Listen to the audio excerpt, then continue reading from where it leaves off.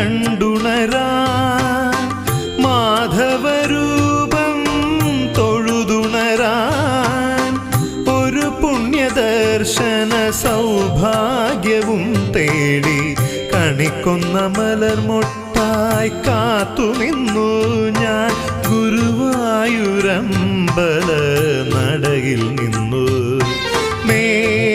മേടവിഷുക്കണി കണ്ടുണരാൻ മാധവരൂപം തൊഴുതുണരാൻ ഒരു പുണ്യദർശന സൗഭാഗ്യവും തേടി കണിക്കൊന്ന മലർമൊട്ടായി കാത്തുനിന്നു